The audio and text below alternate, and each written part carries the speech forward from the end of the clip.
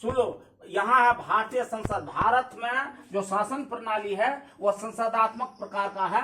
वैसे जब हम प्रजातंत्र की बात करेंगे तो प्रजातंत्र दो प्रकार का होता है, एक होता है प्रत्यक्ष, एक होता है अप्रत्यक्ष। लेकिन संसार में सब जगह अप्रत्यक्ष प्रजातंत्र ही है। ध्यानपूर्वक सुनो तुम लोग, सब क्वेश्चन का आंसर इसमें आ जाएगा। अप्रत्यक्ष प्रजातंत्र का ही दौरा है। भारत में अप्रत्यक्ष प्रजातंत्र है, लेकिन यहाँ संसदात्मक प्रणाली की सरकार है। संसदात्मक प्रणाली की सरकार का मतलब होता है संसद की काफी प्रमुखता होती है और वास्तविक देश का ये जो नीति निर्धारक होता है वह प्रधानमंत्री ही होता है। इसे प्रधानमंत्री मूलक शासन के भी नाम से जाना जाता है। भारतीय संसद या क्या नाम है, इंडियन पार्लियामेंट को हम ये करते हैं संसद।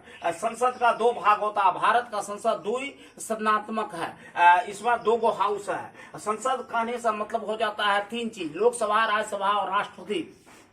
लेकिन यहाँ जहां तक संसद हाउस की बात होती है, यहाँ दो गो सदन है, एक है उच्च सदन, एक है निम्न सदन। अब देखिए अभी जो हम लोग पूरे भारत को अभी 545 में लोकसभा क्षेत्र बांट दिया गया है। प्रत्येक से एक एक संसद सदस्य चुनकर जाते हैं, जिसे सांसद के नाम से जाना जाता है। हमारा अभी कामत जी जो सुपौल से गए हैं वह है सांसद। अब देखिए इसी प्रकार का सांसद दो प्रकार के होते हैं संसद में। संसद का एक हो गया लोकसभा, दूसरा हो गया राज्यसभा। लोकसभा को निम्न सदन कहा जाता है। क्यों कहा जाता है? यह इसकी कार्यकाल तो 5 साल होती है, लेकिन कभी भी यह भंग हो सकता है। अगर सरकार अपना बहुमत साबित नहीं कर सके तो राष्ट्रपति इसे भंग भी कर सकता है, इसलिए यह कभी भी भंग हो सकता है। अतः इसे निम्न सदन के नाम से जाना जाता है। उच्च सदन इसे कहा जाता है राज्यसभा को, और राज्यसभा का भी भंग नहीं होता है। इसका कार्यकाल 6 साल का जो होता है, 1/3 भाग सदस्य प्रत्येक 2 साल पर नए चुनकर आते रहते हैं। जितने भी राज्य का विधानसभा होता है उसका सदस्य इसका चुनाव करता है, और कुछ राष्ट्रपति भी मनोनयन करता है, उस पर बाद में आते हैं। और इसका जो है लोकसभा के सदस्य का 18 साल जिसका उम्र हो जाता है, 18 साल से अधिक उम्र वाले व्यक्ति इसके सदस्य का वोटिंग मशीन के द्वारा चुनाव कर लेते हैं, या बैलेट के द्वारा भी चुनाव होता था पहले।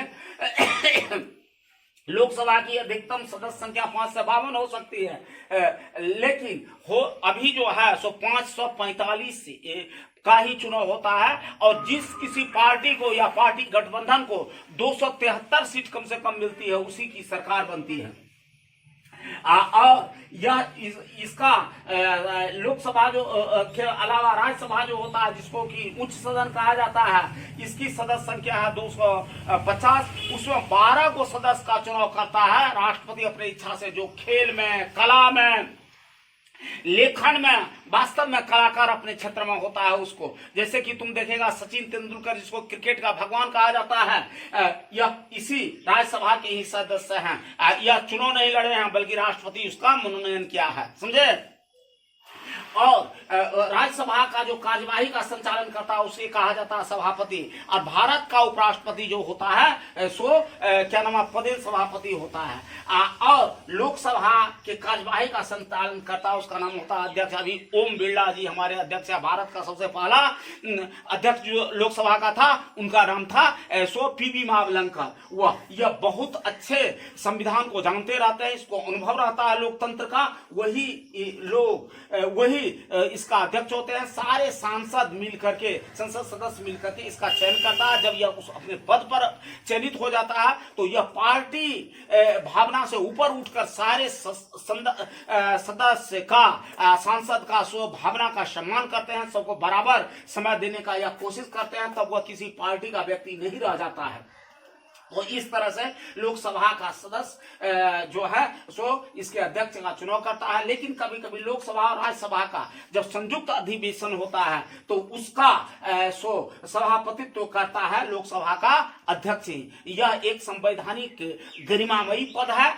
और जब केंद्रीय मंत्रिमंडल के लोग जो हैं, या प्रधानमंत्री जो हैं, या कोई मंत्रिमंडल के सदस्य जो हैं, या कोई संसद सांसद जो है वह संसद में प्रश्न या उत्तर जब करते हैं तो ऐसी स्थिति में सांसद प्रश्न करता है और मंत्रिमंडल के लोग उसका उत्तर देते हैं, तो सबसे पहले वह कहता है आदरणीय अध्यक्ष महोदय मैं यह प्रश्न करना चाहता हूं। जब वह अनुमति देता है तब ये बोल सकता है। प्रधानमंत्री भी तभी बोल सकता है जब लोकसभा का